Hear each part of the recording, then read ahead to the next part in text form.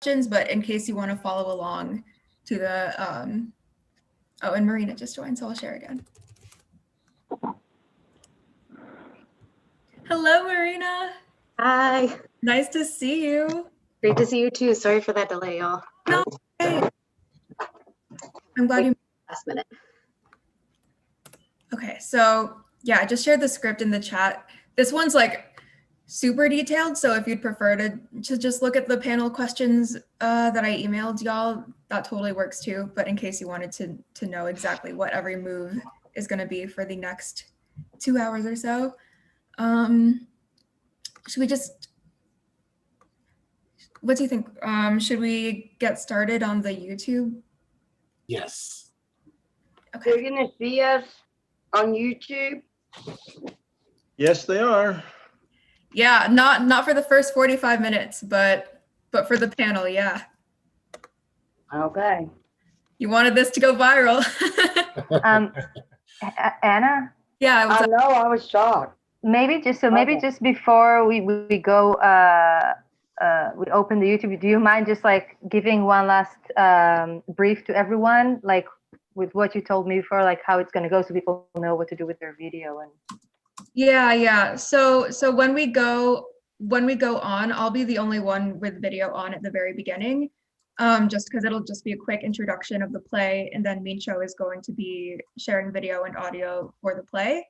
So that'll just be a really quick thing, and then we'll have a break for about 5 minutes with some music in the background, and then after that break, it'll be around 2:45, and that's when everyone will turn their videos on, and we'll go into the panel. And then you can follow along after the like the panel question outline, week of action, closing, and then for the closing, we're going to end with a prompt of what housing justice means to you, just like a word or a phrase. And when we do that, we'd ideally like pass it to each other. So like after you say your word, or you can pass it to anyone in the room. That'll be 15 minutes optional at the end for us to stick around. And if anyone has questions, they're going to put in the YouTube chat, and then Kate will give those questions to us. Does anyone have any questions? Sorry, that was a little rushed. I have a quick thing. So just with, if Sheree is joining soon, are you able to mute her? She won't, maybe if she'll join, she's late for some reason, and if she joins, so she doesn't join with sound. And Hi there, guys, the translators. I see you guys on there. I'm just going to mute myself, and I'll mute anybody else. Hi there, guys. I see you on our call. I'm going to mute myself, and if anybody else joins, I'll mute them as well. Pero gracias por estar aquí con nosotros. Okay, thank you. I don't even know how to do it. All right, y'all. So and then the YouTube channel is live. So yeah, friend just texted. Good to go. And see us right now. So feel free to turn your videos off. We're going to get started with some music and also a poll.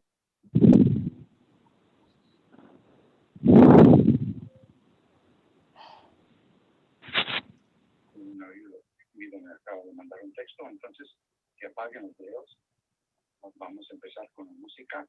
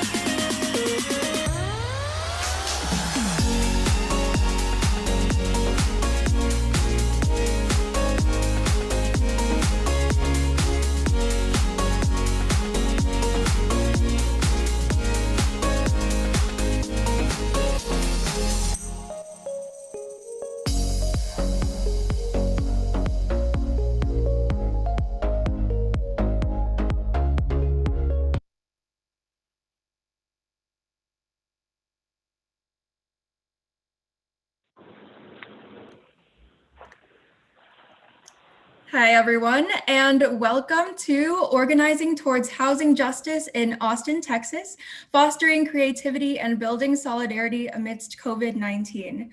Thank you so much for joining us today. We are thrilled to present the premiere of our original radio play, feature an amazing panel of local artists and organizers, and discuss ways we can work towards these wonderful visions of housing justice y'all have just so generously shared with us. Also, in case you didn't catch this information before, please feel free to call 202-796-9304 for live Spanish translation of today's event. The play itself will be captioned in both English and Spanish, but we are providing live translation currently and for the conversation to follow. So para español, por favor, llame 202-796-9304.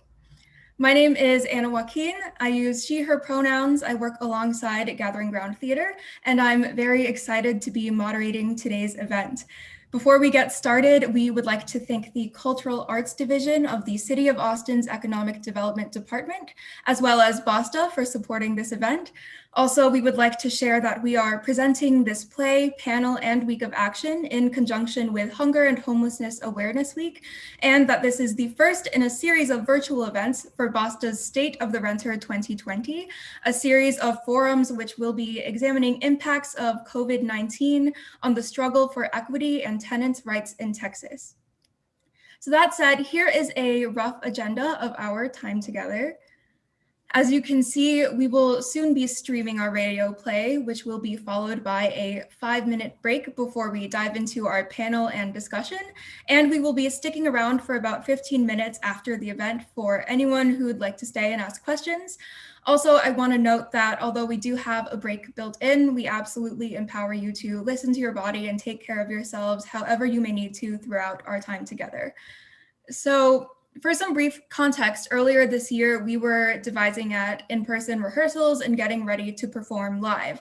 And you can see a glimpse of what that looked like on pages 4 and 5 of the program. Then our world changed drastically as we faced the unexpected death of one of our founding company members and dear friends, James Mosley, along with the harsh realities of COVID-19. So amidst a lot of grief, uncertainty, and isolation, we turned to group phone calls to keep us connected. And then navigating technology was especially challenging, but we managed to adapt our script, record parts via phone, and edit our recording sessions into a radio play with a runtime of about 35 minutes. So today we hope to inspire discussion, creativity, and action around housing injustices, which have in many cases been exacerbated by the pandemic. And now we are proud to present A Tale of Two Citizens, a people's struggle with housing in the capital city.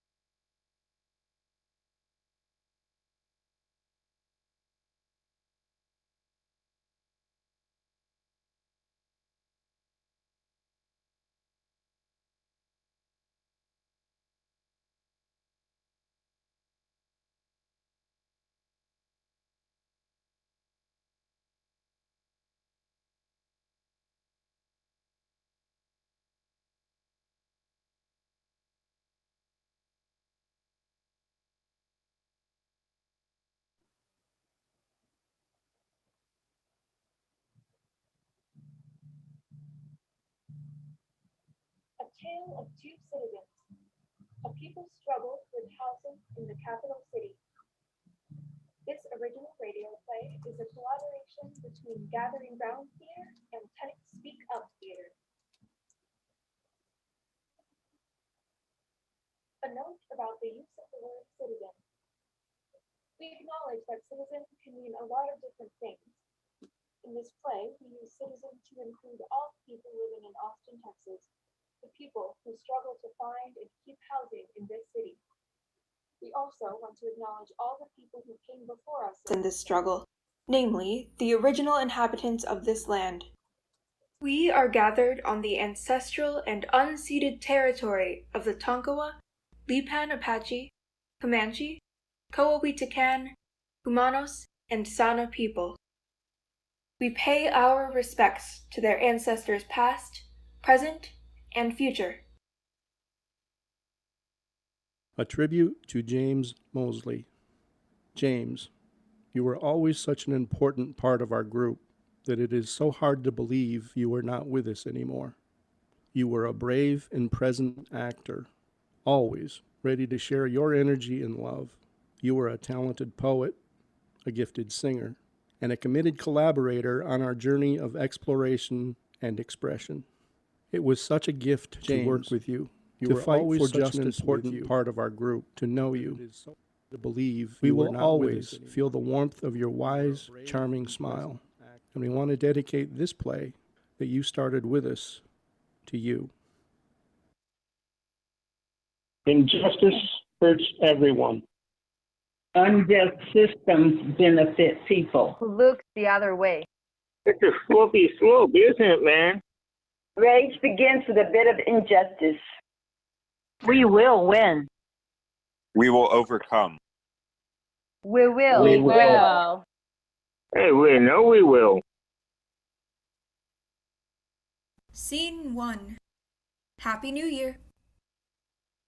I am Blake, and I am playing journalist. I am Jeannie, and I am playing worker B. I am Steve-O, and I'm playing worker A. I am Sheree, and I am playing Angela Clove, citizen A. I'm Ronnie, and I'm playing someone from another tent. Disclaimer. Everything you are about to watch is completely legal. It's 4:08 a.m. The sound of a highway overpass. I-35 cuts through the city.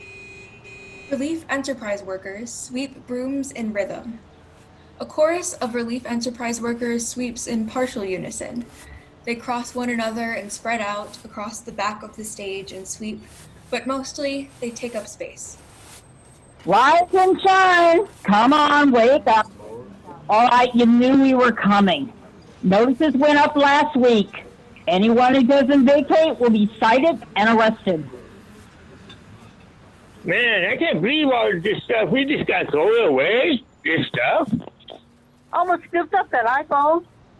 Yeah, you saw those beats? They're still in the package. What a shame. We got dumped them all? Worker A walks over to the other side of the camp and bats at a tent. The tent belongs to Angela Clove. It is clear that Angela is comfortable and has been there for years. Come on, y'all. You had plenty of time to get your stuff together. Time to get going. We gotta finish up here.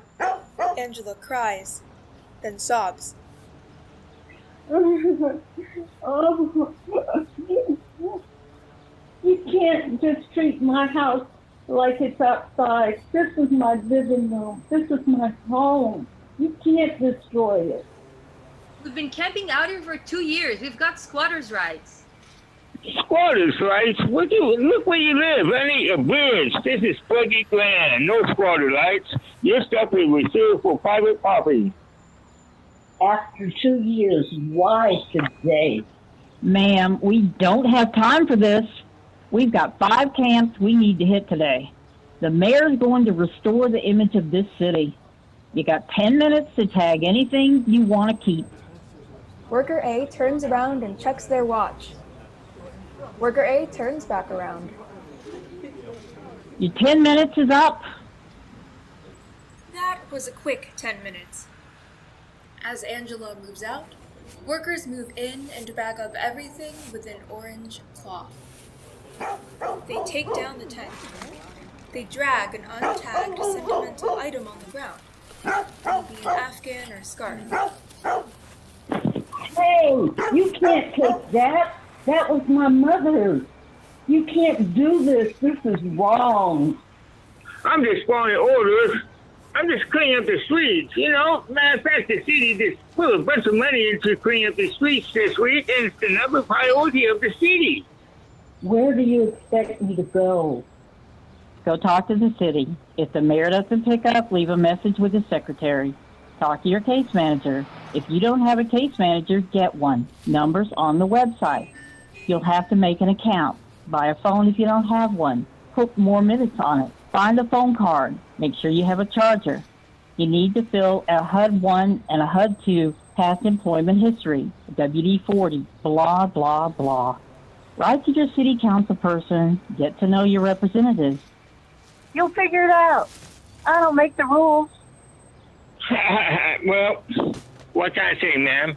Have a happy New Year's. Workers drag everything away from the camp.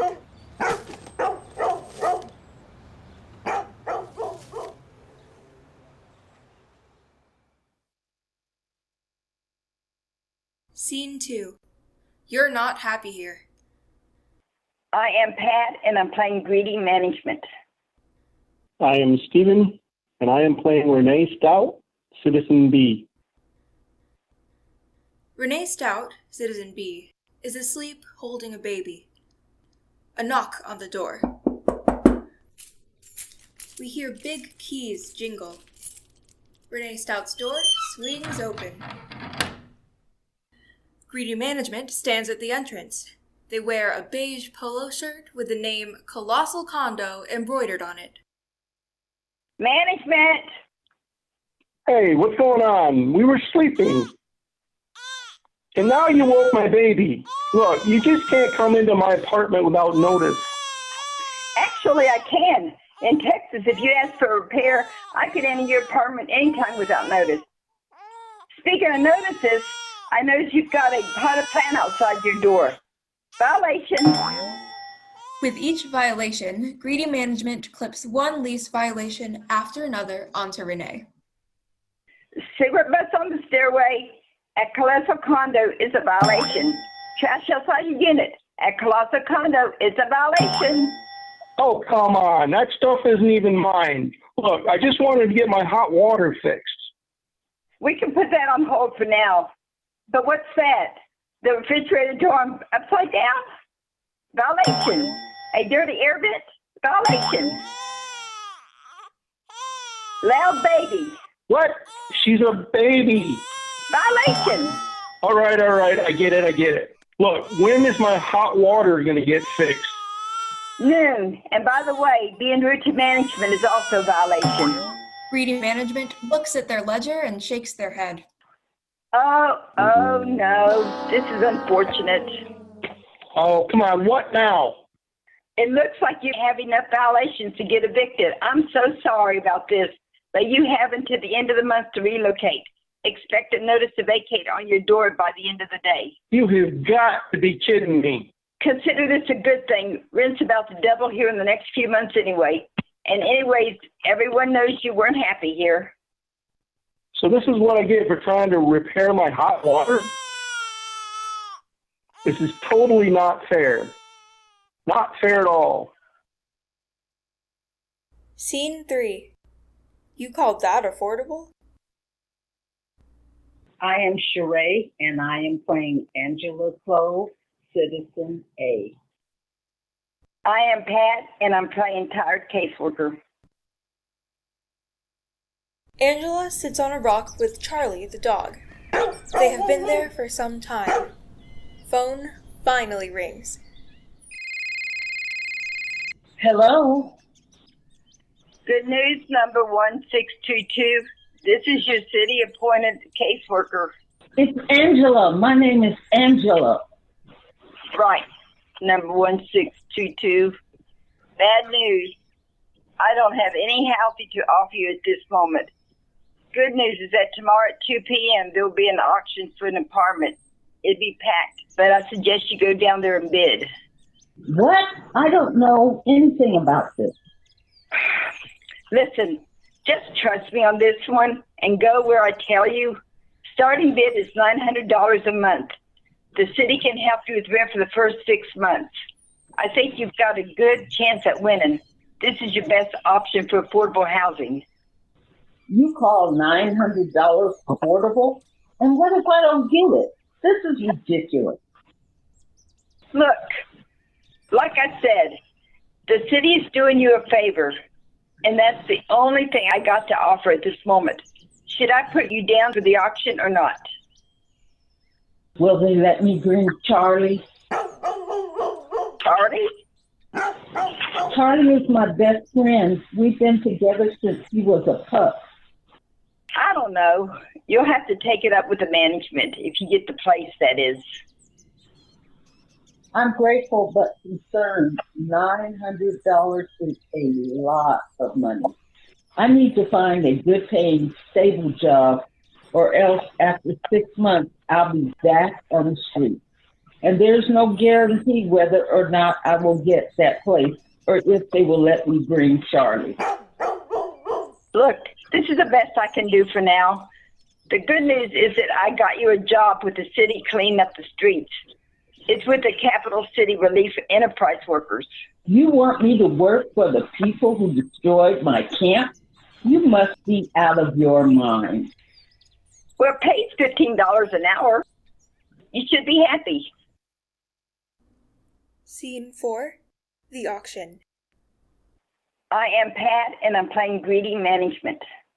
I am Sheree, and I am playing Angela Clove, Citizen A. Greedy Management stands outside of an apartment unit with a bullhorn. It is Renee's unit, and it is up for auction. All gather around. Step right up, people. Come on, come all. Single file line. We have a 500 square foot apartment. 1 bed, 1 bath. Starting bid is $900 a month. Some on the bath and the living room, but not the bad kind. The roaches are only in the kitchen. Can't put plants on your porch or let your baby cry too loud. All that for $900. This is a steal. You tell me where you find a better deal. Please. I need the apartment. I need it for the apartment. No, we've been waiting for much longer. No, come on. I really need this place. Come on, please. Please. It's not enough for everybody. Back up. Single file line. Too many people. We've only got one apartment on the market this afternoon. But I can't decide which one you should get it. The fairest way to do this is to have a good old fair and square raffle. People, have your numbers ready. Greedy Management reveals a big wheel with numbers. 5, 4, 3, 2, 1. It's showtime. Spin the wheel. The suspense is high.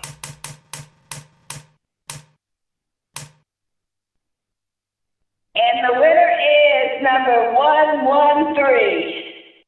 That's me. You are number 113, Angela Clove. Yes, that's me. Come this way. I need your deposit. Do you have your paperwork? Oh my Wait, God. look at it. This isn't right. No, That wasn't even fair. It's really unfair. Wait, All but exit. I've been waiting. It's loud. They are still fighting. Scene 5, behind closed doors. I am Jeannie, and I'm playing the mayor. I am Blake, and I'm playing real estate developer. The mayor and rich developer gather around a large round table. The lighting is dim. Someone is smoking a cigar. As you all know, our efforts to make Capital City the #1 capital city in the nation has seen great support from far and wide. The president is talking about us. New businesses are moving in. New housing is going up as we speak. Governor Abe has relocated many of the city's homeless to Camp Cat on the outskirts of town. This is progress. But still, I'm unsatisfied. It seems like the tents are growing. There are more and more every day. What a complete eyesore. The tourists hate it. Citizens at City Council are asking for my resignation if I don't take care of this problem. We need to beautify the city and fast.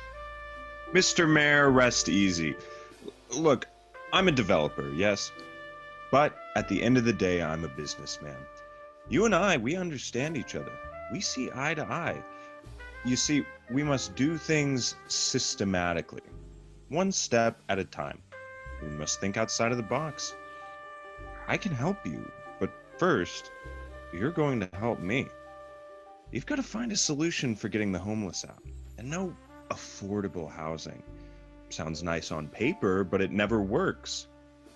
It reminds me when I was the lead architect for the Great Dubai Mall and everyone doubted me.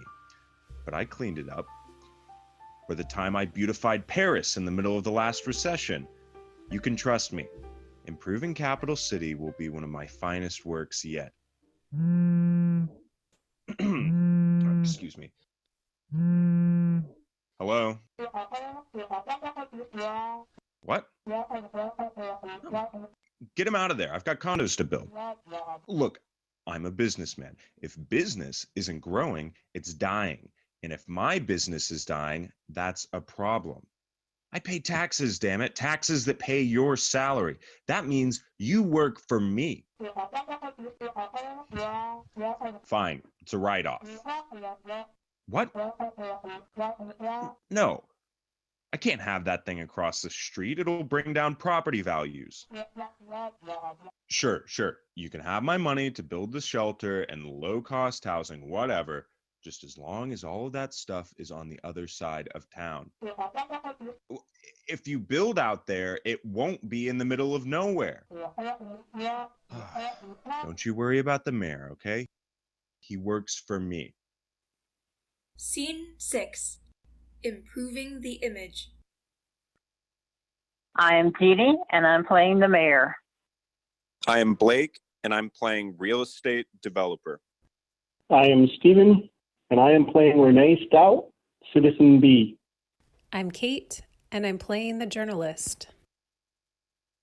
Press conference outside the Capitol building. 6:08 p.m. Mayor and his cronies, rich developer, and uncourageous city council members stand behind a podium. This is a PR stunt, not a solution. We see images of cranes, a city in development. People of Capital City, thank you for your encouragement, your perspective, and for your stories over the past week. The council and I have listened. We decided to move towards a new model to address the housing crisis document, and our priorities are reflected in what we fund. That is why the council has decided to make homelessness our #1 priority. Now I'd like to introduce my colleague and friend, Mr. Don Talbot. Thank you, Mayor. Yes, it's true that homelessness is our #1 priority. To address the needs of the people, we must think strategically. What I'm proposing will sound unorthodox at first, but it's a method with proven results. First, we will redesign downtown, the Riverwalk, and the outskirts of the city to maximize our international appeal. Reinvigorating the tourist attractions means more jobs and more affordable housing. The best part is, you will still be able to live in luxury. We can have it all. This is my vision for Capital City, to enhance our living, to live in comfort. Rich developer receives great applause. Then a person in the crowd speaks out. It's Renee Stout. Excuse me, sir. Won't this plan raise taxes and speed up gentrification? And what does luxury living have to do with homelessness? Well, these plans are still being finalized. These are great questions. Sir, how long have you been homeless? I've been homeless on and off for about 10 years. Perfect. You, my friend, are just what we have been looking for. We want to hear from you. We are listening. Applause. The way I see it, great cities don't just happen. They're built by people and organizations that care deeply. People and organizations that understand the needs of the most vulnerable people, the poorest among us. That's why I think that this is a very important moment for all of us. A day where the people who have the least can still get heard. I feel it's a privilege and a great duty to serve the people. First, we supply shelter, then employment, then we teach financial habits for success, savings and investments and values to help empower people's future. Yes, excuse me. How do you respond to those who say that people don't want to work, that many people don't want savings or investments? Some people say they just want hand-me-downs and handouts. I disagree. Sometimes you just need a little bit of support and a little push forward to start feeling happy and fulfilled. Mayor receives great applause and ovations. To commemorate this moment, I'd like to call upon someone who shared her story with us at council a few weeks ago. I'd like to personally offer her a job. Ms. Angela Clove, are you out there? Angela steps forward. Ms. Clove, welcome aboard. Mayor hands Angela a fancy cleaning bag, Relief Enterprise worker hat, and vest. There are cameras and handshakings. We are moving things forward. We're providing jobs. We're cleaning up the streets. We're doing our best. Over the next 6 months, we will roll out our plans for revitalization. No more questions. Thank you.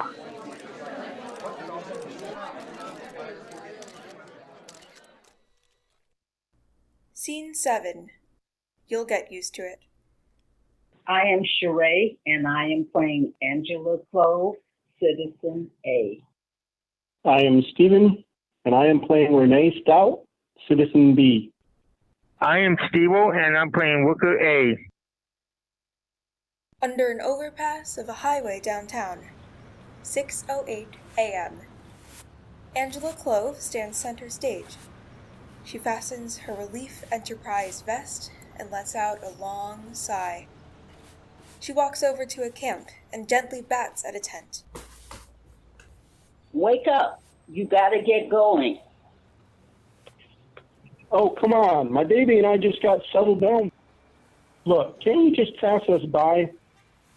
I'm sorry you can't stay here. Hey, Angela, is this guy giving you trouble? No, he's all right. Just give him a minute. Oh, first day on the job, huh? Don't worry. You'll get used to it. Scene 8. Paradise Estates. I am Blake, and I'm playing real estate developer.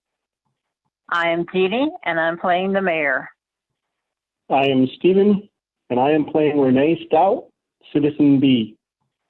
I am Sheree, and I am playing Angela Clove, Citizen A. I am Pat, and I'm playing Greedy Management. 6 months later. Outside the colossal condo, city developer stands proudly center stage. City council member and mayor hold a sign. People stand waiting in line nearby. Today we celebrate a big victory for the capital city. This dump will be turned into real apartments, a hotel, and new retail spaces. What is there today will not be here tomorrow. Drum roll, please. We are proud to present the Paradise Estates. The big reveal. Mayor and council hold up a sign. It reads, Paradise Estates, a little slice of heaven for everyone. Can't just take our homes away. What about the taxes and rent? Where do we go? Makes sense. Paradise Estates will have more affordable housing than any other development. Transition. Renee and Angela are reading headlines from today's newspaper. February 2020. According to a city survey, 43% of residents say they were displaced because their rent was rising above what their household could afford. There are currently a dozen different programs designed to help add more affordable housing with benefits for developers. But increasingly, More developers are paying fees in lieu of affordable housing to the city when they decide to build to avoid providing affordable units. 10 more developers are set to pay another $12 million in fees. Unbelievable. In the next 4 years, the city is set to lose another 5,000 income-restricted units that were funded or built with incentives for developers from the city. Oh, Lord, I am so tired. When will we ever see justice? A knock on the door. Greedy Management's shirt says Paradise Estates. As you may have heard, this building is being rezoned. Demolition coming in is going to be really nice. They're even talking about bringing in a coffee shop. You have 120 days to vacate. Slaps down a notice and exits. Wait, are you serious? Can I catch a break? Scene 9. Don't I know you? I am Pat, and I'm playing Sally, employee. I am Sheree, and I am playing Angela Clove, Citizen A. I am Stephen, and I am playing Renee Stout, Citizen B. Angela and Renee are in line outside the Salvation Army. Both carry a bedroll, HEB bag, and backpack. Renee is holding a baby. Step right up, people. Over here. Single file line. No pushing. Hey, you back there. Get in the line. The good news is that we have one bed left, folks. Gonna start a lottery. Just give me a minute to get this organized. Renee sees Angela. Hey, don't I know you? Renee recognizes Angela as one of the Relief Enterprise workers who took down his tent earlier in the year. Angela does not recognize Renee from that moment. Not sure. Can't connect your face with the name. Renee stares at Angela, trying to remember. He's convinced he knows her from somewhere. I do know you. You work for the sweeps. You kicked us out several months ago. I don't work there anymore. I'm sorry. Times have been rough. That was the only thing I could do to get a place, and... Hey, I understand. They snatch you up when you're at your lowest. They make you sweep your friends' tents. It was terrible. I was sent to clean up the same camp I used to live at. I left after that. Maybe it wasn't smart. I don't know. But I was about to lose my place anyway because they were updating the complex. So who knows? Back to Sally, I guess. Oh, by the way, my name is Renee. I'm Angela. And the little one? Oh, this is Sam. Hey, she likes you. Sally worker returns. Hey, I need it. I've been waiting on There's only one bed. I've been waiting line for hours. I've been waiting a long time. I really need to get in All there right, tonight. folks, quiet down. The last number for tonight is number 77. Neither Angela or Renee get the bed. Hey, Renee's got a baby. What are they supposed to do? Try again tomorrow. Sorry. Hey, don't worry about me. I've got a camp I can go to. I've already got it set up. Are you going to be okay? Yeah, I'll figure something out. I'll see you around. Both Angela and Renee begin to leave. Then Renee turns back to Angela. Hey, Angela. Not sure if you're busy, but I'm going to go speak at City Hall tomorrow morning. There's a vote coming up, and it could be big. Do you want to come with me? For what? Well, after all the protests, they decided to take a vote on diverting money from the police budget to affordable housing and public services. Why would they listen to us? Because we are the ones who suffer from these issues the most. They have to. Let's get together. I am so tired. All these people up there are juggling our lives around and they won't bother to hear what we have to say. So let's make them.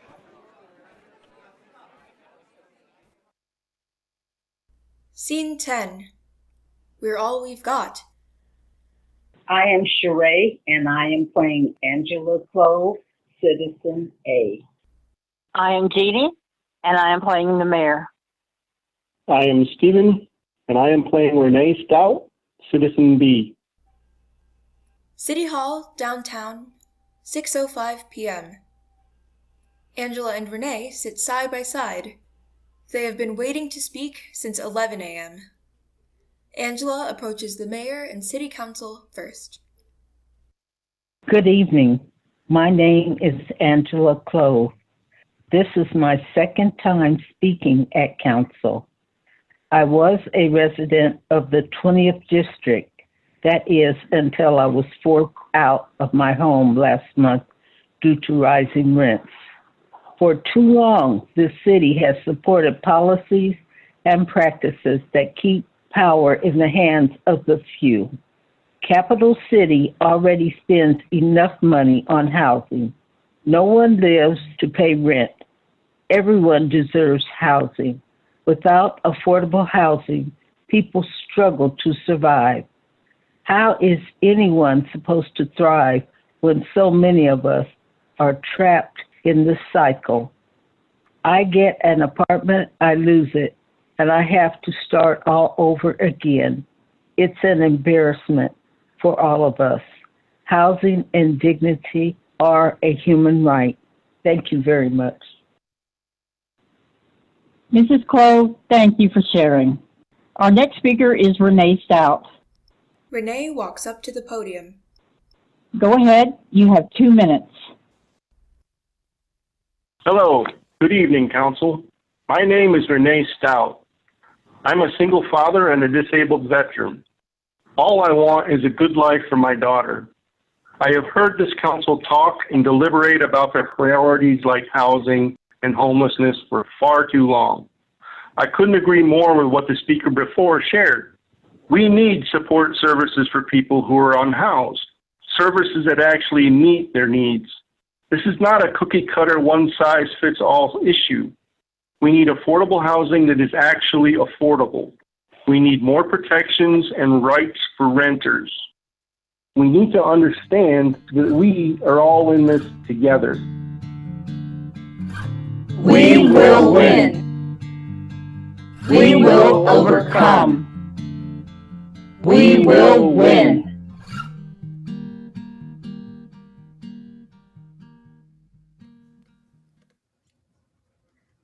All right, y'all. Thank you so much for tuning into our world premiere.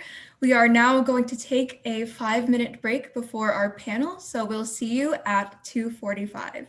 Thanks so much.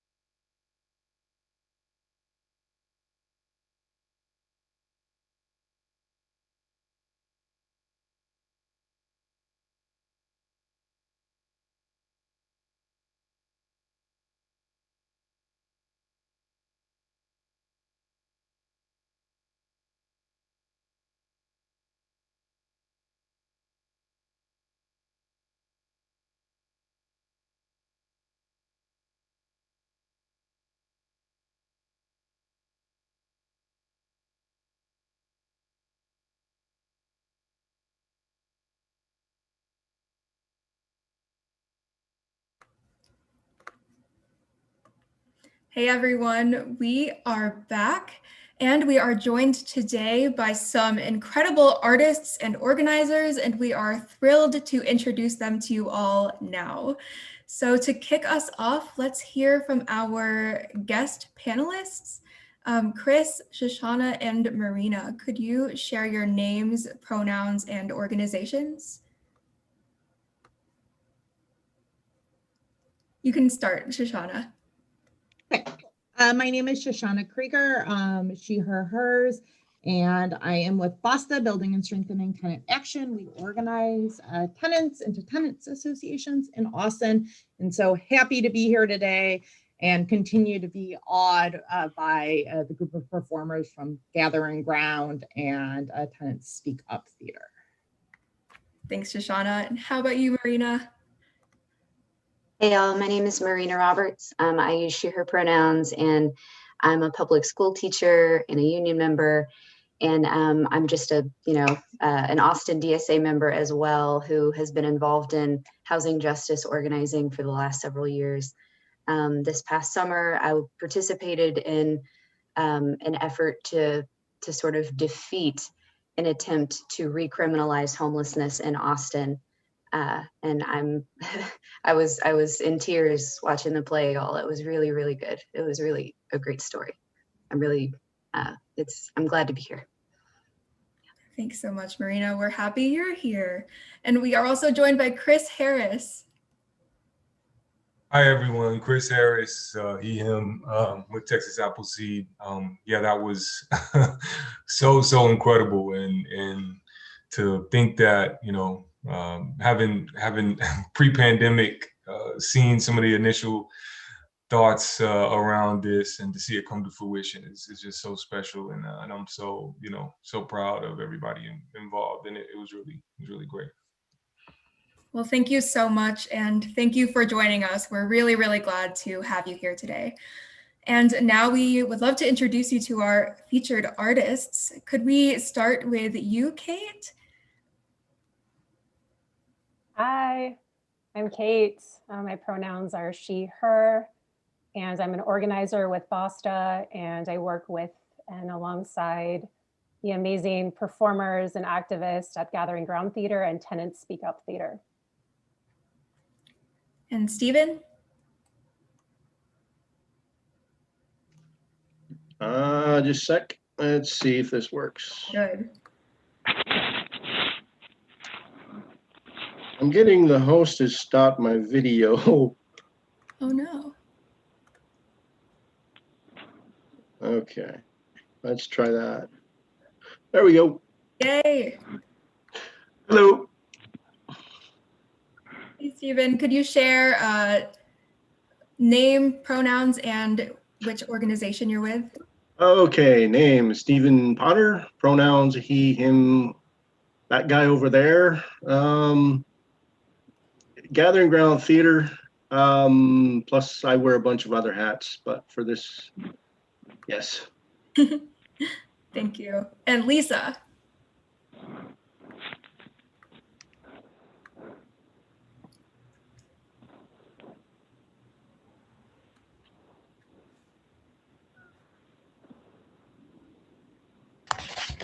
While you're getting that ready, Lisa, we can move on to Steve-O. Hey guys. Hi, it's so nice that you could join us on video. Hey, it's the best thing. I could watch football and talk to you guys. True. Share your name, pronouns, and which organization you're with.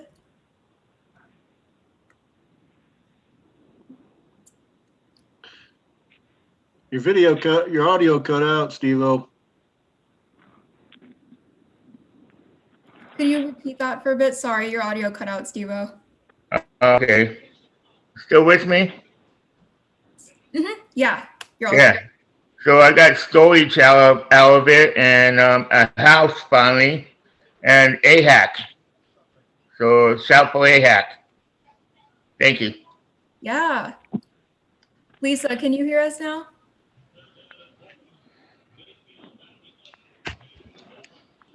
That's all right. Jeannie, can you hear us? Yeah. My name's Jeannie. I guess pronouns would be she and her. I'm with Tenants Speak Out and also an active member of a Tenants Association working with BASTA. Amazing. Thanks, Jeannie. Sheree, you're up next.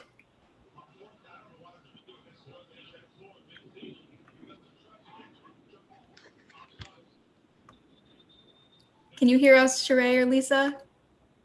If not, it's all good, and we can hopefully hear from you later. Ronnie, you want to close us out for now? Sure. Hey there, I'm Ronnie. I used to be with Gathering Ground and Tenants Speak Up and BASTA. And now I'm still contributing some. So yeah. That's the wonderful thing about Zoom is now we are all able to still stay in touch, even though we're not all in the same place. And as a reminder too, if you are calling in, you can press *6 to unmute. So I don't know if that helps Sheree and Lisa. But to start, let's just get into these questions because Chris and Shoshana, you actually visited our rehearsals for the play early on to talk about the rights or lack thereof of tenants and people experiencing homelessness in Austin. And then that information then inspired our own devising process. And Marina, you've also organized and worked with many of us before. And now that you three have heard the play for the first time, was there a particular moment that stood out to you as first-time listeners?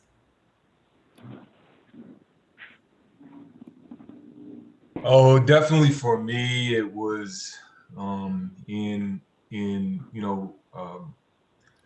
someone who was experiencing homelessness or recently experienced homelessness being now recruited to work for the companies that are doing the sweeps of people experiencing homelessness. I thought that was so real and honest, and also just so heartbreaking to know that this is happening. That not only are people having their possessions taken and being forced to leave, a place they found some level of safety and comfort in within the horrible circumstance of being unhoused, but then to be forced into through desperation, actually taking a role of doing that to others, and that is something that they're actually recruiting folks who had been unhoused to do that work. It's just so heartbreaking to think about people being in that situation and that happening. Mm-hmm. Thanks for sharing.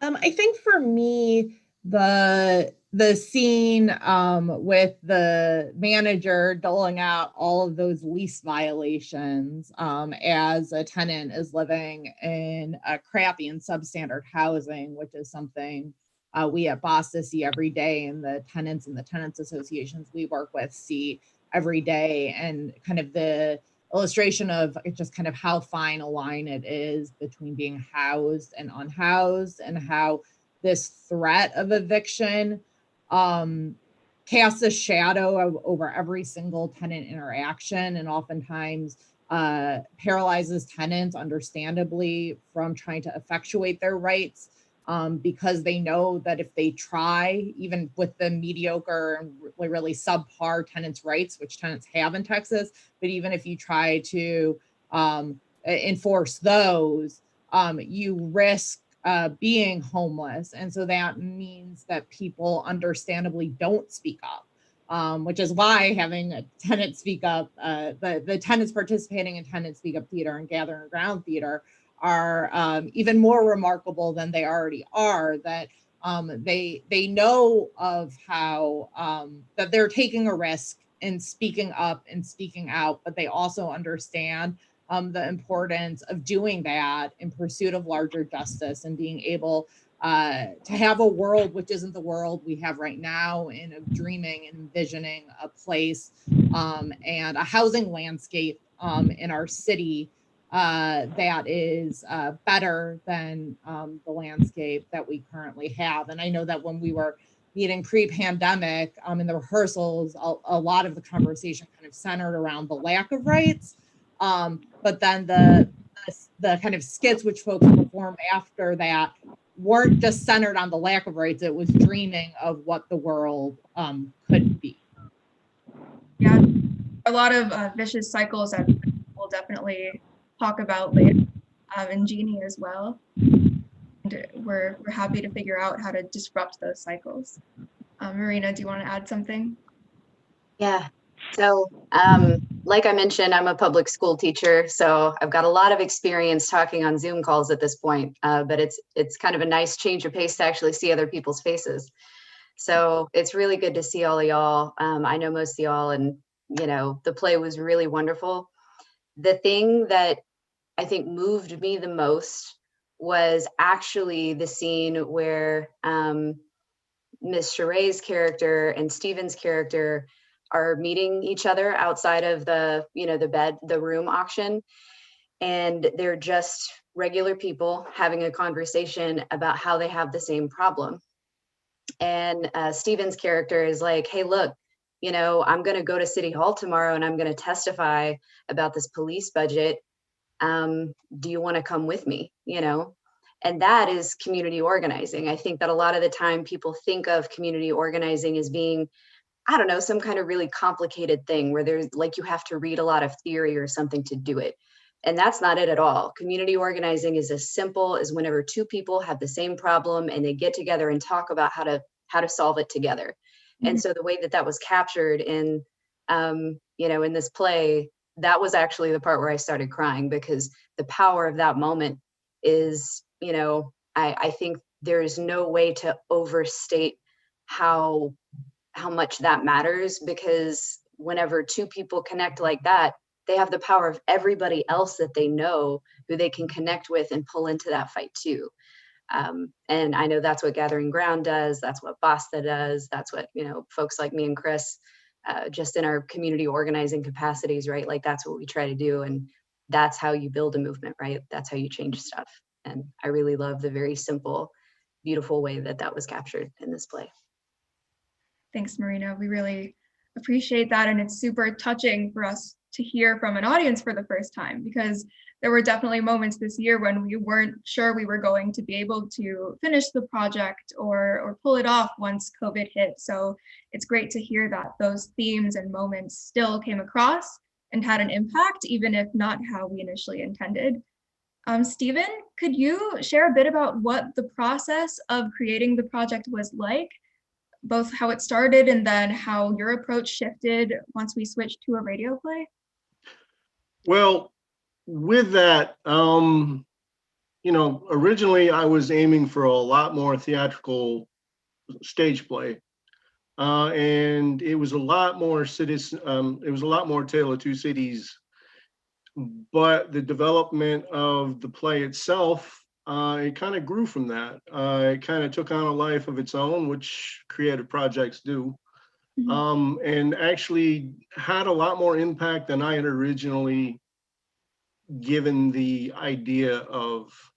So I'm glad to see it grow that way.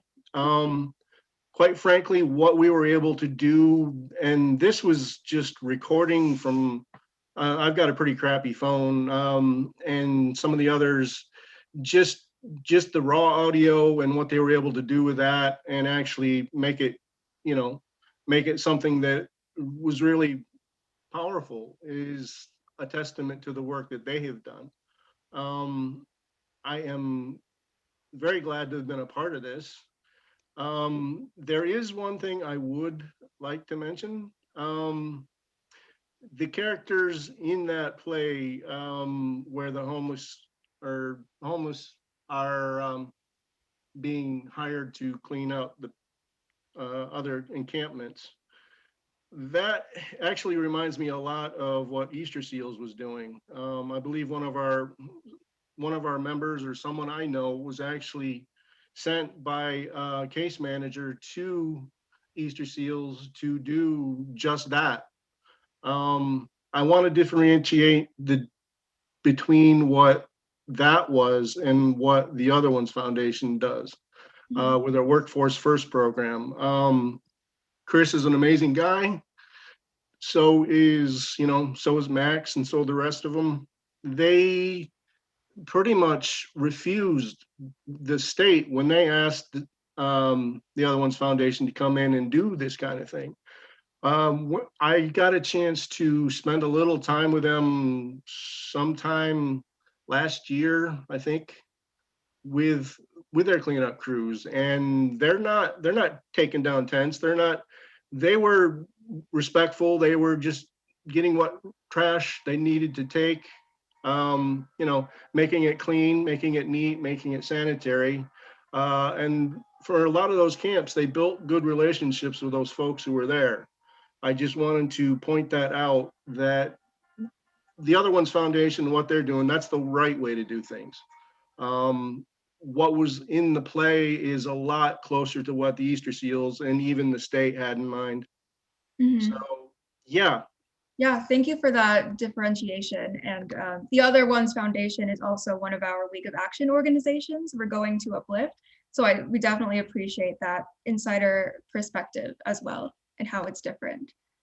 And as we were mentioning before, something key to our play is that it engages with those cycles of housing instability and displacement and criminalization of homelessness. And it is unfortunately quite easy to just one day find yourself unhoused.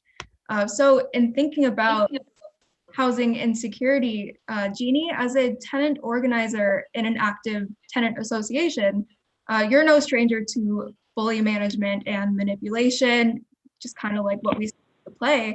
How have you navigated behaviors before, and do you have any tips for other tenants who may be suffering from unfair retaliation, especially in the midst of a pandemic?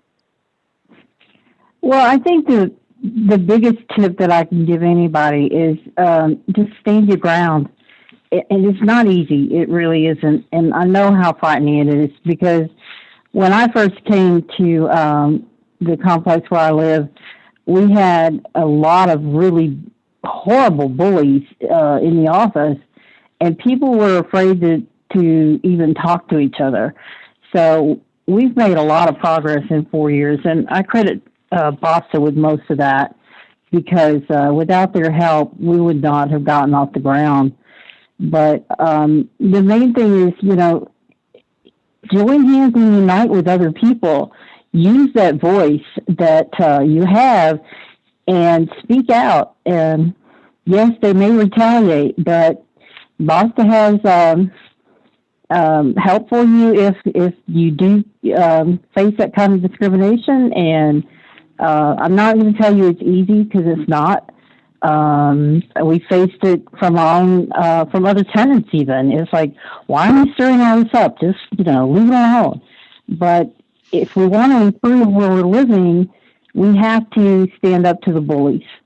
And unfortunately, management here in Texas, they have most of the rights. And until we, as a group, speak out against that and change the laws, then we don't have all we have are our voices. And so we have to use them. Thanks for that, Jean. I did want to say one thing. We were at one of the meetings not long ago, and the management has posted a bunch of notices on a bulletin board instead of actually on people's doors or anything. And all I could think about was in the play where Pat's going, violation, violation, violation. And I just wanted to laugh, and I couldn't. I had to stifle it, because I knew it was a serious meeting, but I kept hearing her in my head, violation, violation, violation. Yeah, it brought the play even more home to me. Yeah, that's it. Sorry. A lot of what's depicted in the play is grounded in our real life experiences. So that's part of what makes it so powerful. And then speaking to the point we brought up earlier about evictions, as many of you know, Austin is the fastest growing city in the US, and with that comes rising gentrification, rents, and displacement. So Shoshana, could you perhaps share a bit about the work that BASTA and Eviction Solidarity Network does, and perhaps expand upon how lease violations and evictions are impacting renters in Austin? Sure. And I think that the Jeannie's comment about kind of having ringing in her head, violation is a great segue to that. And Jeannie, we should use that sound bite that we can just like play whenever that happens, right? And I would say on that, and one of the things I loved about this play is that humor is in there, and that like things are bad, but we need to figure out how to laugh and have fun as we're in this fight. Because if we don't laugh and have fun, there really is no hope. And so violation, we should use over and over, and we should take what they are using as trying to take our power and co-opt that violation and laugh at them and show the absurdity of that. And that in some ways takes away some of that power.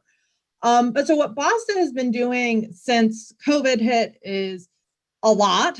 And a lot of what we've been doing is just maintaining our existing tenants association work and figuring out how to do that within the digital divide, which I think we'll be talking about a little bit later, which has been a real challenge. How do we organize when we can't actually have a meeting together? And so how do we make sure that the dozen tenants associations we have are able to still meet virtually and continue the work that they've been doing?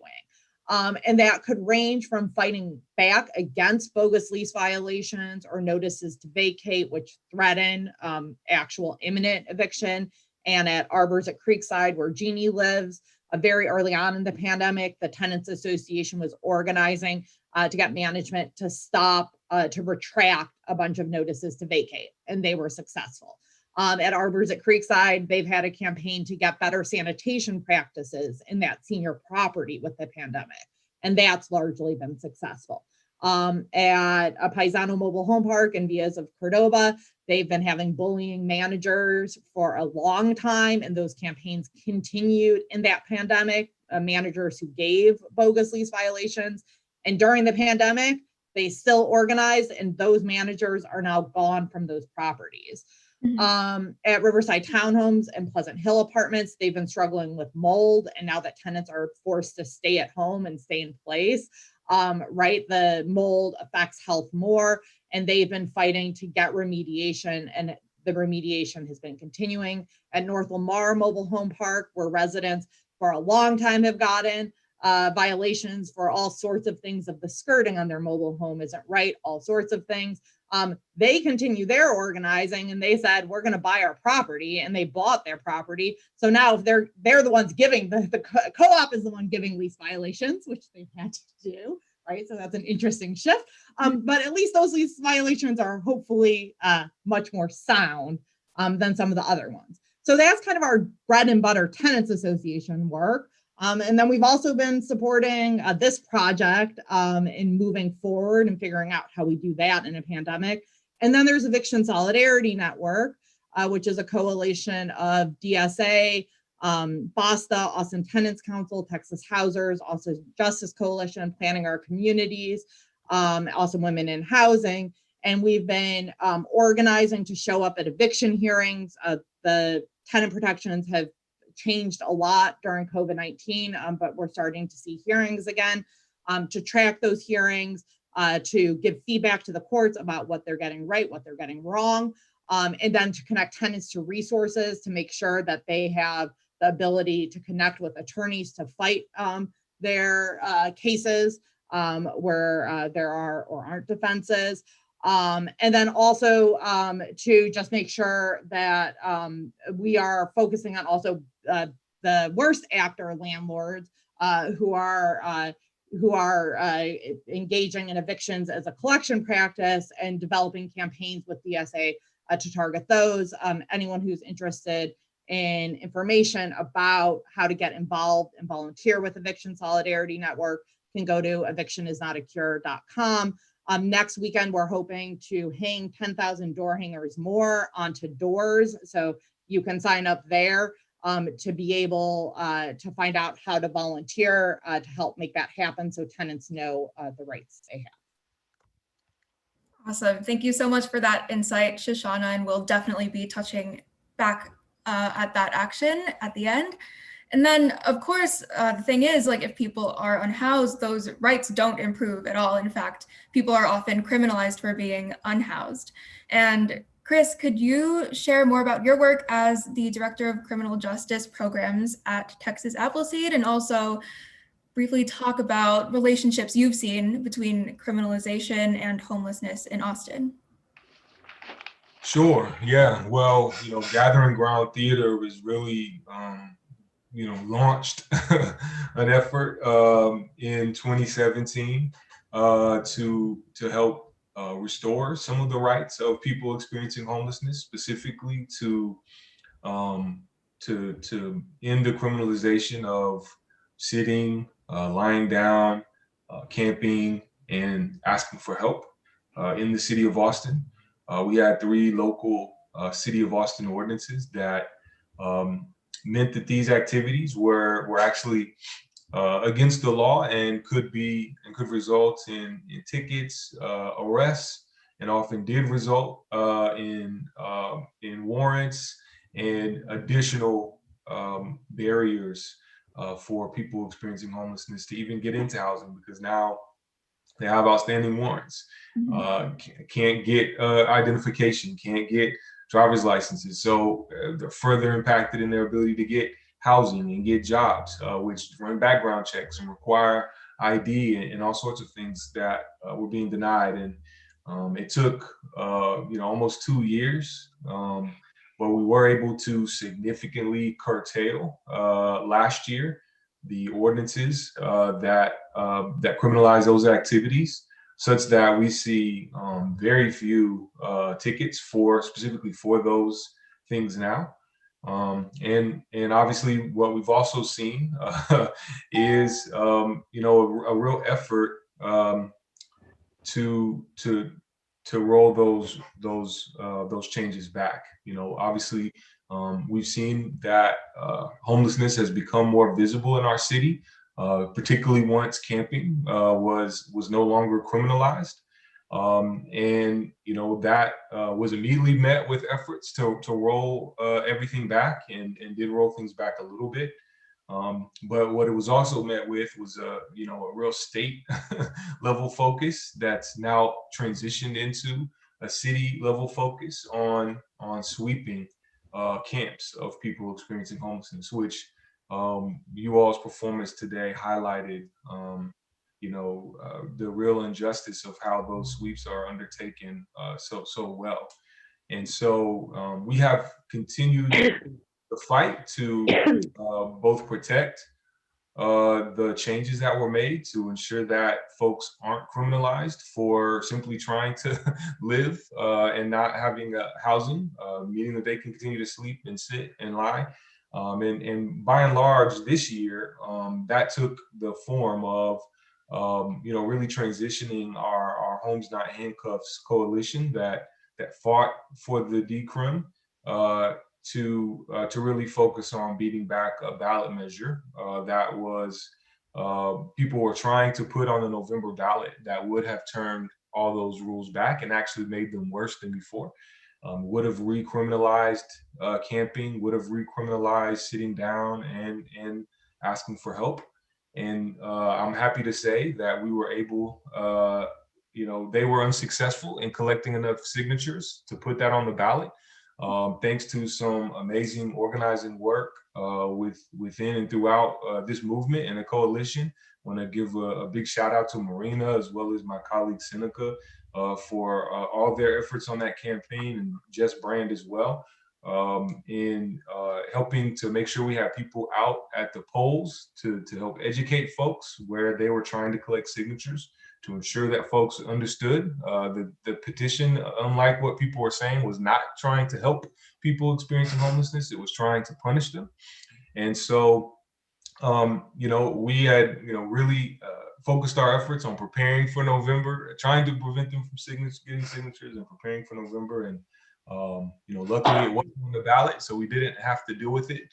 Unfortunately, we continue to hear whispers that the same people involved, groups like Take Back Austin and our our voices and some of these other groups continue to receive money from the same folks as before, and that many of them would like to try the petition again. Obviously, they were harmed by the lockdowns during the pandemic in terms of collecting signatures. So, you know, we are very much aware if they were to restart it, they might have success again. And so we want to continue to keep our eye on that ball and do that.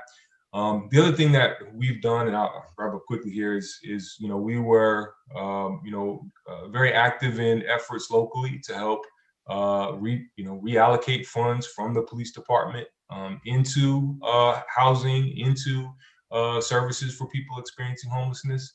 While we didn't get all that we wanted out of that effort, I'm happy to say that there was a significant new investment, particularly in permanent supportive housing for people experiencing homelessness, included in the budget that passed this year.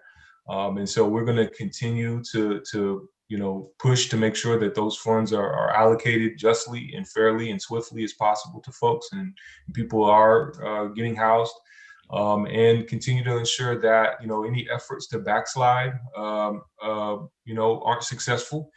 And then finally, I think, we want to support the efforts of those with Street Forum, with Stop the Sweeps, and other groups that are actively working now to help prevent the next thing that they're doing now to unsettle and displace people experiencing homelessness, which is through the way that they're undertaking trash cleanup and things like that throughout the city. So, I would say one thing that folks can do now is there's a website called austinissaferwhen.org. It's, and there's a petition there that you can sign. It's designed to help ensure that efforts to reallocate funding towards a broader vision of public safety, a vision of public safety that includes housing, that includes social services for folks in the most need, continues, and that we continue to see budgets at the city level that reflect that priority, right? Safety isn't just policing. In fact, the policing can be unsafe for many folks. And so what we actually want to do is have a vision of safety that talks about housing, that talks about healthcare, that talks about substance use, behavioral health, mental health, prioritizes all of those, that thinks about how we respond to the pandemic and how our public health is being cared for. And then when we say public safety, we mean all of these things together, so that we're really talking about a just meaning of safety for all in our city. Thanks for that. And I also appreciate the kind of coalition building you mentioned and how orgs can work together to work towards common goals. And Marina, as a fellow Democratic Socialists of America member, you organize around interconnected struggles of housing justice, racial justice, labor justice, environmental justice, gender and sexuality justice, and more. Can you share more about DSA's theory of change and what solidarity means to you? Yes. So I want to bring everybody back to the night that we did successfully decriminalize homelessness in Austin, like Chris mentioned. So on that night, whenever there was the city vote, we were testifying for hours and hours and hours. So that scene that was in the play was very real, It was a long night. Yes, it was. We were out there until like 1 or 2 in the morning. And I want to specifically remember Stephen Potter's testimony that he gave that night, because he talked about how the same businesses downtown that are that complain about homelessness the most loudly are the same businesses that pay their workers a wage that is below a living wage, right? They pay the lowest possible wage that they can. And I want to remember that, because I want to point out to everybody that housing justice is not an issue that's in isolation, right? Housing injustice is connected to a lot of different other types of injustice. We tend to think of homelessness as a housing problem, and it is, that's correct. But it is also a wage problem. because if your wages are not living wages, then your ability to afford housing obviously is going to be hit by that. If you are a person with a chronic medical condition and you do not have access to any kind of healthcare, you can't afford healthcare, and then that causes you to be unable to work, that causes you to lack the wages that you would need to afford housing. If the breadwinner of your family is an undocumented person and then they get stolen from their home by ICE and deported, then the stability of that entire family gets impacted by that. And that's another way that people can become homeless, right? That people's housing can become unstable. Domestic violence is another very linked up issue where a lot of the time survivors of domestic violence wind up on the street because they choose to leave their abusers. And I want you to think about that tension, right? That if you're in that situation where you're in an abusive relationship, but you don't have anywhere else to go, you have to choose between homelessness or remaining with an abuser. And either choice is a terrible choice. So for me, thinking about the interconnectedness of these issues, that is why I'm a socialist. I don't think of any of these issues as being able to be solved in isolation, because the entire system of capitalism, right, where you can only be successful if you step on somebody else. And these landlords and these bosses and a lot of these politicians deeply, deeply believe that, and they're happy to go along with that.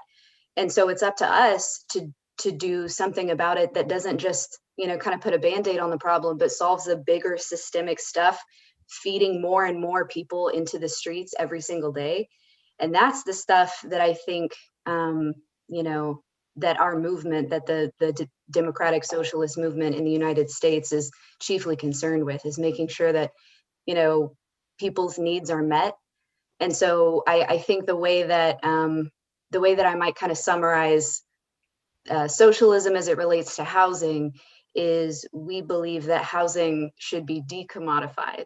So that's a fancy word that just means we think housing shouldn't be bought and sold, right? It shouldn't be a commodity, which means it should not be a thing to be bought and sold. Housing should be a human right. And the reason why we believe that is because your ability to purchase safety and security shouldn't be, your ability to be safe and secure should not depend on whether you can buy it, right? Whether you can afford it. That's why people wind up on the street. I have a brother who lives on the street right now. My mama was homeless for several years of her life. Whenever I was in college, I only had a housing scholarship during the year. And so during the summers, I would work night shifts and sneak into my dorm through a basement window and sleep on couches and stuff, right? So this is a very pervasive issue, and it's linked to poverty. It's linked to class. It's linked to money. And so, I think that's probably the way that I would summarize it. Yes, that's beautiful. And then also thinking about organizing and those interconnected struggles in the time of COVID. I'm curious to know how y'all have approached mutual aid and collective action during the pandemic, and specifically what barriers you faced and how you've overcome them, from tech or a digital divide to language justice. I know, Shoshana, you have some experience with language justice work at BASTA. Could you share a little bit about that? Sure. I mean, I just want to, actually, before getting to digital divide stuff, I want to just ping off of what Marina was talking about in terms of interconnectedness. And Marina, you were talking about kind of very meta interconnectedness. And I think there's also interconnectedness even within the housing spectrum, which this play also really highlights, which is the homelessness to substandard housing. And then oftentimes in policy conversations, it's if we decrease our numbers of folks experiencing homelessness, then we've solved the problem. But oftentimes our policies just sweep the larger issues under the rug, because what we do and what our systems do is we place people in crappy housing in bad conditions, and we give vouchers to landlords whose pockets get fatter and fatter, and folks are living in really, really terrible conditions. And then we all pat ourselves on the back and we're like, we have fewer homeless folks. But what we actually have is a lot more people in really terrible housing and a lot more landlords who are profiting off of that really terrible housing. And then we knock on the doors and we say, hey, you want to organize? And folks are like, yo, I don't want to be back on the street. And that makes a lot of sense. But so we're putting a Band-Aid on that problem, even within the housing spectrum. And we have to say that the solution isn't just decreasing the number of folks who are living on the street, but it's putting them in safe quality housing and not just ignoring the problem by allowing slumlords to profit more and having public subsidy to those slumlords. But on the digital divide topic, I think that, I mean, who's watching right now, right? Like, a lot of folks who are directly impacted are not able to log on to YouTube easily. That to get the folks who are the actors even onto this program today, I know took y'all organizers hours upon hours of figuring out who has Wi-Fi, who has devices, walking people through how to get on. For us to have a 5-person steering committee meeting, we now need to have 3 staff at least involved in it, from facilitating, making sure that folks who, and 2 folks to make sure that people are getting on and off, aren't dropping off, barriers to low income internet programs, huge, barriers to just having a device to use at all. And it's a really, we're not going to be able to organize folks unless we confront this digital divide issue. And then you asked about language justice. BASTA is deeply committed to language justice work, and some of our properties, we've had meetings in 5 languages simultaneously interpreted. Doing that in a digital space, so much harder. And we've, I mean, shout out to all of the interpreters and Susana Pimiento and her team who have really supported our work. But that exacerbates the issue even more. And so if you're not an English speaker, you have both digital divide and language access barriers. And it's something we need to be talking about and not just saying, oh, we're on another Zoom panel talking about these things, but who are we talking to? And are we expanding our base? And are we expanding the network of folks who can be organizing and directly impacted folks who need to be front and center in leading this movement? And there aren't easy answers to it, but it's something that we need to be naming in every space that we are in. And we need to be thinking creatively of how we are finding solutions to these problems, and not just kind of in our Zoom rooms preaching to the choir. I appreciate that. And with that in mind, this actually brings us to our week of action. So often after attending a one event like a Zoom room or a play, we're often in the moment feel an urge to do something to help, but are unsure of how to start, right? So we wanted to offer a range of virtual and in-person opportunities to get involved and foster those connections, build relationships, and build power. And all of these opportunities are hyperlinked on page 11 of the program. So feel free to view that at tiny.cc/Tale2020 program. And awesome, it's shared on the screen so you can see that there. And then I just wanted to close out today's event by asking all of the artists here to share what impact they hope the play has and what their hopes are for housing justice after the pandemic. So Lisa, would you be willing to start? Sure, I'll start.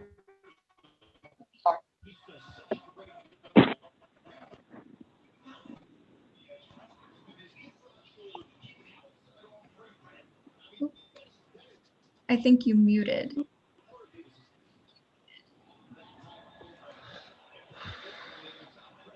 Oh, what? Do it again.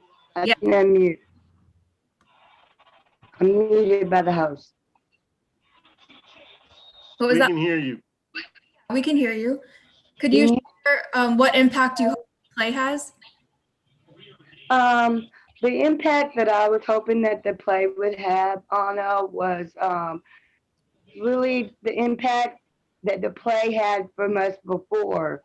What he was talking about, sleepless nights, how it brought the people out of the woods and more to the forefront.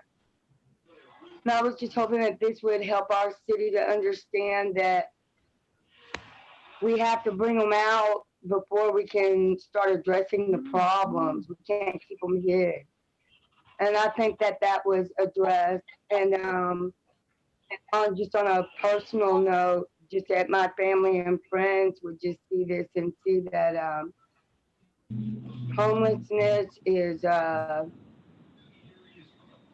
there's a lot more to it once you get into it than when you think. When you're not homeless, you think about homelessness. But once you are homeless, there are many things to consider that you didn't consider before. And I hope that this play just brought a little bit of insight of maybe what I've gone through and other people, and maybe bring some compassion and sympathy from our city and from our friends and family. Mm-hmm. Thank you. Thank you, Lisa. Steve-O, want to go next?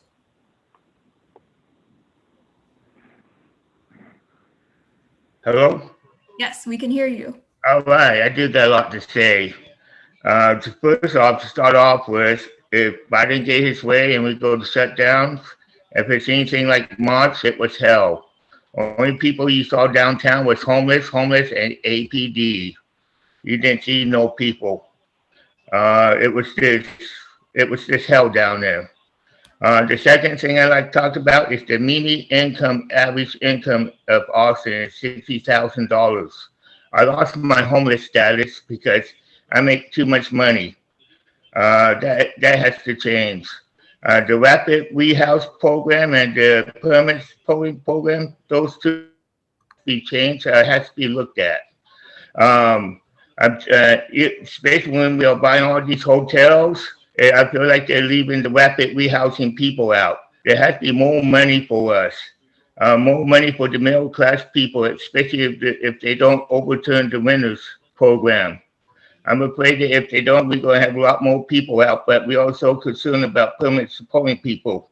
Especially, I'm tired of people who get apartments and don't live in them, but yet we pay for them all the time. What are we going to do about it? And I'm glad I got my house, and I'm glad that the city gave us the storage program. Hallelujah. So we almost have 70 people now. So if that's being used, it's just a need. But I don't have all the answers. I'm just part of the needs. So life is still going on. And I like my little home, but I got it for 6 months, then it's all on me. Lucky for me, I got a good job. I could pay for it. But if I had a job that pays $13 an hour, I'd be struggling to pay this $800 rent payment. So something has got to help for these rapid rehouse. I got a friend who took this 6 months house, but he still don't have a job. And what is he going to do on the 7th month? He still don't have a job. So whose fault is that? The case manager, or is him taking the house? So we got to figure this one out. I appreciate it. Thank you. We appreciate you, Steve-O. And also definitely look up the Violet Keep Safe program, a program that Steve-O very much helped initiate and bring to fruition. And it's been really amazing to see. Jeannie, you want to go, and then Stephen can close us out? Yeah. Wow, I kind of lost it. My personal experience, I've never been homeless, but close to it. And I think everyone needs to realize that you're only one paycheck away, if that, from being homeless. And I realized, listening to everybody today, homelessness is not a disease. And people everywhere need to realize that it can happen to anybody. And I don't care how high up you are, it just means you have farther to fall. And we all have to pull together to make a difference with this. And that goes worldwide. It's not just, here in the States, it's everywhere. And I'm proud to be a part of working with this. I just feel that there has to be some more solutions. We just have to find them. and we have to be open to being a lot more creative, especially now.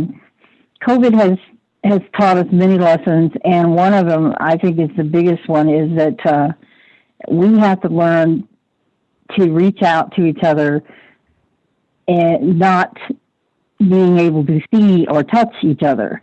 Technology has been a real eye-opener for all of us.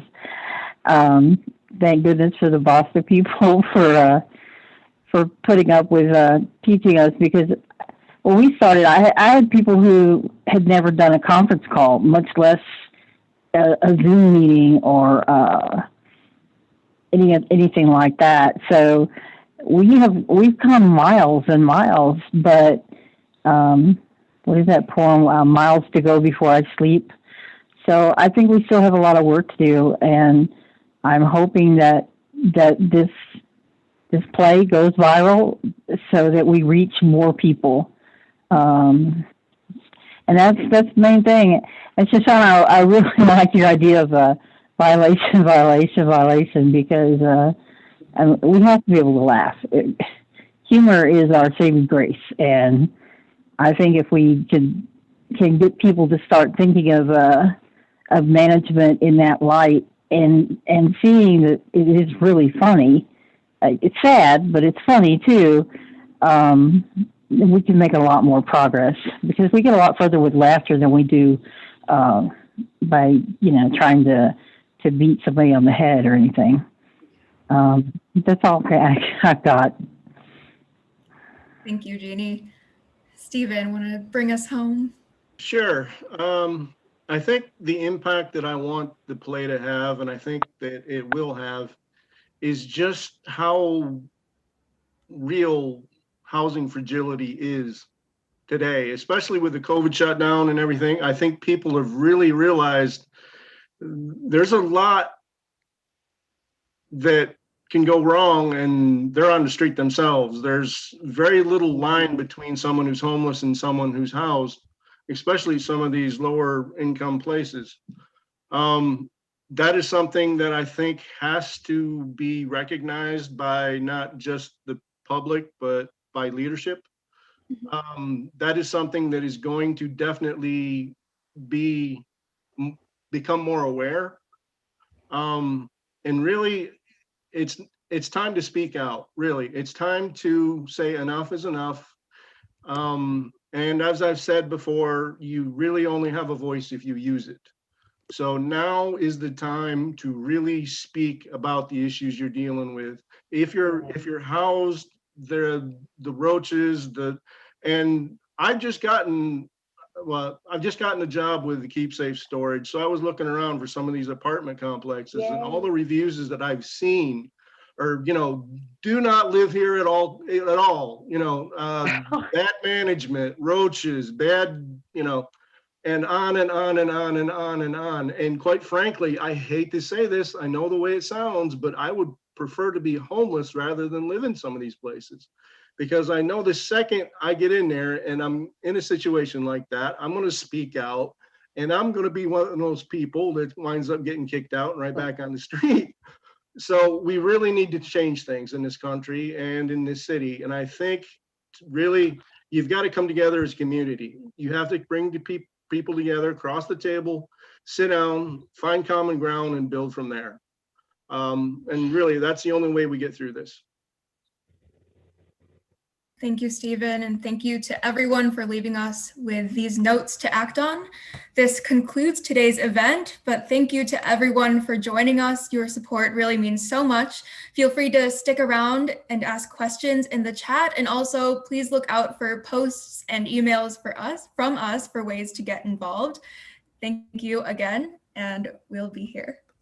Love you, Anna. Love you. So nice to see you. Love you, Steve. Glad you get a job. Yeah. Thank you. Thank you. Cool. You're our leader. Do you have this Steve-O and Stephen? Are you working at the same time? Say what? Are you working at the same time as Steve-O? I'm working. Yeah. Yes. Yes. Yes. Yes. I have to deal with Steve-O, yes. Lord help you. I'm over God bless you. Hey, it's a blessing. Do we have any questions in the chat, Kate? No, just so much love pouring in, y'all. Like, so many hearts, and just really thank you for building this amazing event. Thank you all so much for joining today. Amazing presentation. And there was someone who did ask if this would be available after the conclusion, and the answer is yes. Yes. I loved what y'all did for James. Thank you. It was something I think we had to do. Cool. Well, if no questions are coming in, we can probably stop the live. My friends aren't asking any questions. You're supposed to be asking questions. Lisa's friends, where are you? They're only applauding you. They're just applauding you. They are. Silly. It's beautiful. I wish